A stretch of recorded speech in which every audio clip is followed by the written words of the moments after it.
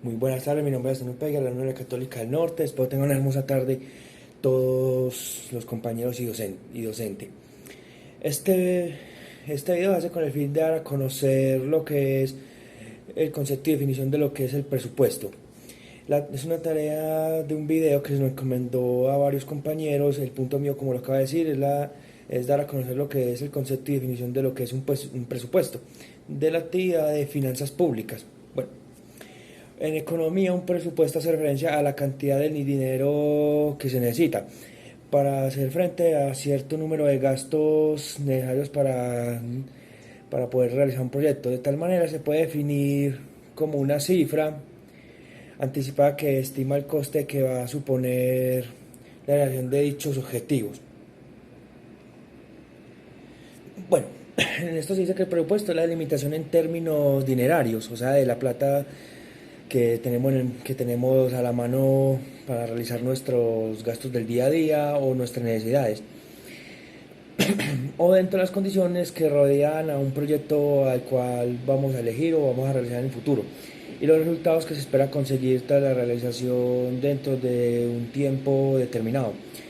Por ello, esta expresión de carácter cuantitativo se supone que a su vez a un alto nivel de consonancia con el plan de negocios y a las estrategias que marcan el cambio de la empresa.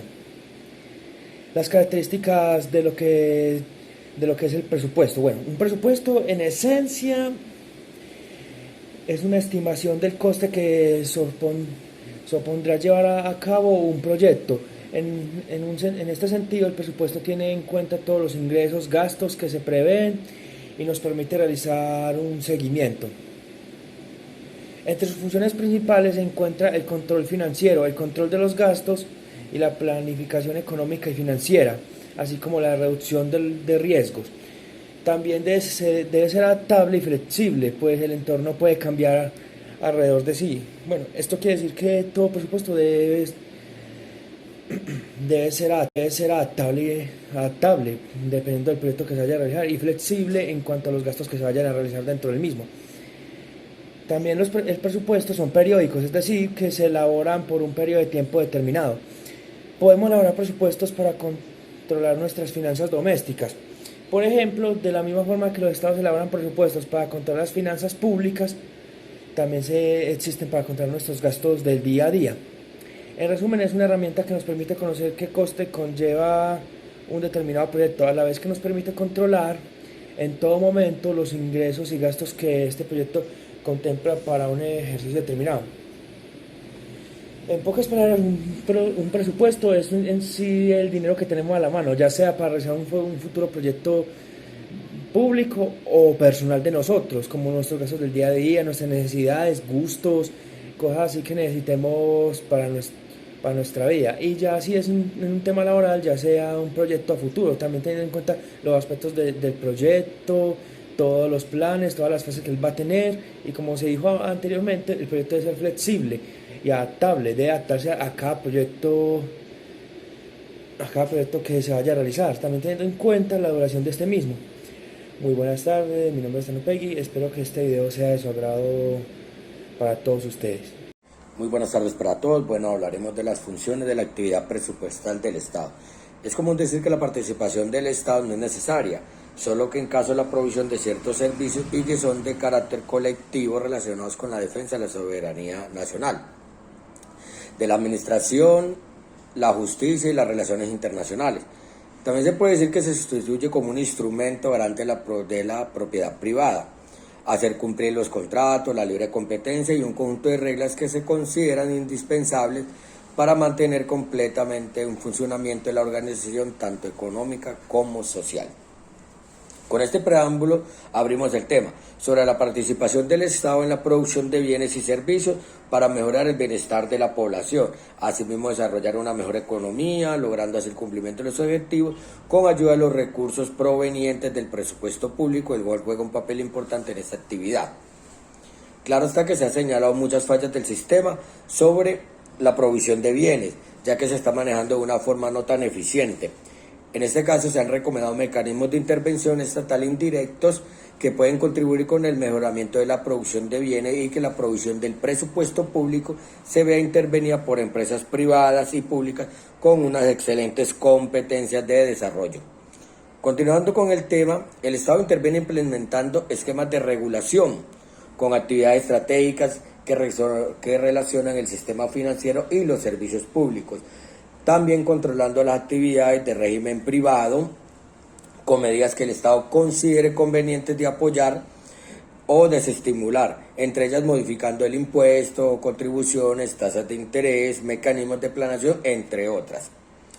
La intervención del Estado en la economía argumenta tres tipos de principales funciones, como la funcionación de asignación de recursos, que consiste en el proceso por el cual se adelantan las provisiones de los bienes públicos. También se puede determinar, según la teoría, el mercado no garantiza soluciones eficientes en el suministro de bienes y servicios. Esto permite garantizar que la producción intervenga el Estado de manera indirecta específicamente, mediante mecanismos regulatorios o instrumentos que garanticen una mejor intervención de los recursos en términos sociales, creando condiciones a través de la actividad privada. Está la función de distribución. La distribución de la renta y la riqueza surge de las operaciones de mercados. Incluso cuando ocurren condiciones competitivas, esto se considera una distribución justa. Este proceso tiende a cambiar con el tiempo según las organizaciones que existan. Las decisiones de medición que se escojan entre eficiencia y equidad implican seleccionar aquellos impuestos, gastos o transferencias que por ende menos interfieran con las decisiones individuales, pero que están enfocados en la prevención de la pobreza e intentando un nivel mínimo socialmente considerable y atendiendo a las necesidades básicas de la sociedad. La política de estabilización y crecimiento. La demanda agregada aumenta cuando se gasta y se disminuye, cuando incrementa los impuestos según la actividad estatal, pero implementando un efecto multiplicativo, pero no está afectando la demanda en su totalidad. Solo depende de las características que asuma el gasto público y el financiamiento del mismo en caso de que se haga mediante tributación o endeudamiento, afectando así la circulación de dinero, tasa de interés y tasa de cambio. En resumen, se puede deducir que la implementación de la labor presupuestal es una permanente lucha por mantener un equilibrio para satisfacer las propiedades económicas, sociales de un país, las finanzas públicas, en la forma como el Estado asigna los recursos, como el gasto y como los capta, que es el ingreso. Hola, buenas tardes. Mi nombre es Jenicidis Guyo Peña y hoy les voy a hablar sobre presupuesto, plan de desarrollo y coherencia macroeconómica. Todos estos términos se entrelazan en uno solo y debemos decir que su relación es directa, porque si no hay presupuesto no podemos hablar de un plan de desarrollo, y la coherencia macroeconómica va dirigida a la correlación que debe de existir en el manejo de las finanzas públicas, en la política macroeconómica que debe diseñar el gobierno nacional, en concurso también con la Junta Directiva del Banco de la República. Iniciamos entonces con lo que podemos definir como presupuesto. Podemos decir que el presupuesto es el instrumento a través del cual se materializa la acción del Estado y se ejecuta el Plan Nacional de Desarrollo. Es por ello que debe existir una coherencia entre el presupuesto y las metas objetivas definidas a través de una política económica, especialmente la política monetaria y cambiaria, y las metas de crecimiento e inflación.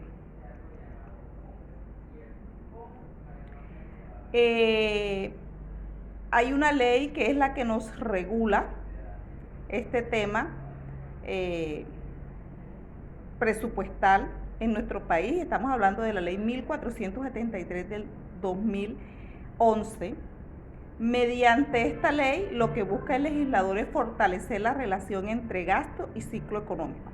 Esta ley dispone además que los planes de gasto deben de guardar una consistencia con la programación financiera en aras de asegurar la estabilidad macroeconómica del país. El presupuesto tendrá en cuenta que el crecimiento del gasto debe ser acorde con la evolución de los ingresos a largo plazo o estructurales de la economía y debe ser una herramienta de estabilización del ciclo económico.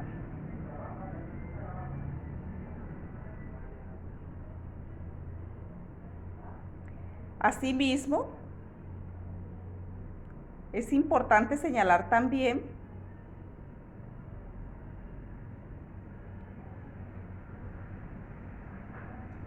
que el propósito del constituyente ha sido la de fortalecer el plan de desarrollo y el presupuesto para mejorar. Continuando con el desarrollo de la actividad, tenemos la clasificación y definición del presupuesto de rentas y recursos de capital. Los recursos propios de estos órganos están compuestos por las rentas propias o ingresos corrientes. Los recursos de la nación están compuestos por los ingresos corrientes, recursos de capital, contribuciones parafiscales y fondos especiales. Dentro de estos tenemos el ingreso corriente de la nación. Estos recursos son los que percibe la nación en desarrollo de lo establecido en las disposiciones legales. La aplicación de impuestos, tasas, multas y contribuciones, siempre que no sean ocasionales. Estos ingresos también se identifican según su origen como ingresos tributarios o ingresos no tributarios. Los ingresos tributarios están conformados por pagos obligatorios al gobierno, sin contraprestaciones, fijados en virtud de norma legal, provenientes de los impuestos directos o indirectos. Los impuestos directos, estos dependen de la renta o patrimonio de cada persona, sean naturales o jurídicas, pero dependiendo de la capacidad de pago de las mismas. Los impuestos indirectos. Estos tributos recaen sobre la producción, extracción, venta, transferencia, arrendamiento o aprovisionamiento de bienes y prestaciones de servicios. También sobre importaciones y exportaciones, impuestos específicos al consumo y los servicios, en general los que gravan una actividad y no consultan la capacidad de pago del contribuyente. También tenemos los ingresos no tributarios. Incluyen los ingresos del gobierno nacional, pero aunque son obligatorios, dependen de las decisiones o actuaciones de los contribuyentes o previenen la prestación de servicios del Estado.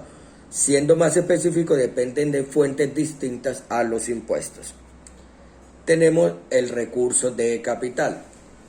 Estos ingresos de carácter ocasional que percibe la nación, los cuales son obtenidos por las operaciones de crédito público o activos públicos. Dentro de estos se encuentran recursos de crédito interno y externo, enajenación de activos, recuperación de cartera, rendimientos financieros, donaciones, excedentes financieros de entidades descentralizadas del orden nacional, entre otros.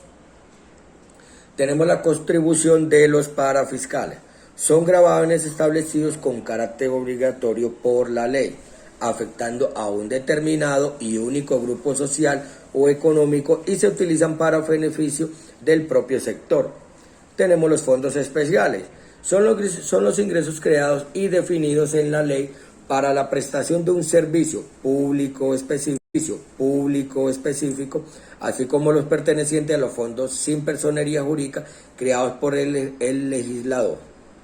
Esto está estipulado en el artículo 27 de la Ley 225 de 1995 y en el artículo 30 del Decreto 111 de 1996.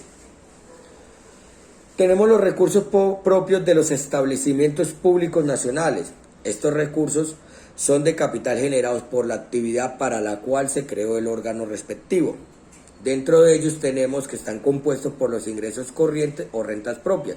Los ingresos corrientes de los establecimientos públicos, excluidos los aportes y transferencias de la nación. Los ingresos corrientes. Los ingresos de los establecimientos públicos reciben la venta de bienes y servicios propios de las actividades económicas o sociales que se desarrollan y por los tributos o contribuciones que por norma legal recaudan se clasifican en ingresos tributarios o no tributarios. Los ingresos tributarios, estos ingresos pueden ser directos o indirectos. También los directos son tributos creados por la norma legal que recaen sobre la renta o la riqueza de las personas, bien sean naturales o jurídicas, consultando su capacidad de pago. Al contrario, los indirectos gravan la producción, el consumo y no consultan la capacidad de pago del contribuyente. Los ingresos no tributarios son rentas generadas por las actividades propias de la entidad en cumplimiento de su objetivo social y comprende, entre otras, venta de bienes y servicios, operaciones comercial, aportes y otros ingresos. El recurso de capital, el recurso del crédito externo e interno con vencimiento mayor a un año. El diferencial cambiario y los rendimientos por operaciones financieras están constituidos por el crédito interno y externo, los recursos del balance, el diferencial cambiario, los rendimientos por operaciones financieras, los excedentes financieros, la enajenación de activos y las donaciones. También tenemos un aporte de la nación. Estos recursos son del presupuesto de la nación que el gobierno orienta hacia entidades descentralizadas del orden nacional con el objetivo de contribuir a la atención de sus compromisos y al cumplimiento de sus funciones. Muchas gracias. Donde compila la Ley 38 del 89, la Ley 179 del 94 y la Ley 225 del 95 y se conforma el Estatuto Orgánico de Presupuesto, que es reglamentado parcialmente en el artículo 71 de la Ley 2063 de 2020, por medio del cual se decreta presupuesto de rentas y recursos de capital y la Ley de Apropiaciones para la vigencia fiscal del 1 de enero al 31 de diciembre del 2021. Teniendo esta definición, entonces podemos decir que las entidades elaboran sus presupuestos teniendo en cuenta la naturaleza económica de los ingresos y de los gastos y la finalidad y objetivos con que estos últimos pretendan conseguir. Igualmente, se pueden clasificar los gastos e ingresos teniendo en cuenta su propia estructura de acuerdo con los reglamentos o decretos de cada organización. Entonces, cuando hablamos de eso, podemos decir que el estado de gasto de los presupuestos de las entidades se clasifican por los siguientes criterios. Entonces, uno de los criterios es que se clasifica por programas, es decir, que informa sobre la finalidad del gasto, en qué se va a gastar. Y también se clasifica en económica, que es la que informa la naturaleza económica del gasto, es decir, en qué se gasta. Y opcionalmente también se puede clasificar por unidades orgánicas. ¿Cómo hacemos nosotros, digamos, cuando se va a realizar un presupuesto de gastos? Obviamente, para ver un presupuesto de gastos, inicialmente yo tengo que tener un presupuesto de ingresos definido, y esto lo definimos a través de un catálogo de clasificación presupuestal, un CCP, que es un sistema de clasificación o de codificación que se utiliza para definir tanto las transacciones de ingreso como las transacciones de gastos en todas sus etapas, o sea, en las etapas de programación, de aprobación, de ejecución y de seguimiento presupuestal. Este clasificador presupuestario de ingresos y de gastos del sector público es el elemento o la directriz de ordenamiento y organización de las asignaciones presupuestales, que se distingue el origen y fuente de los ingresos y el objeto de los gastos identificados según su naturaleza económica. Esto es más o menos como el proceso pues de afectación presupuestal. Será pues como el tema un poco que del tema que les quería hablar, dando como finalidad a todo lo que ya han hablado nuestros compañeros. Muchísimas gracias.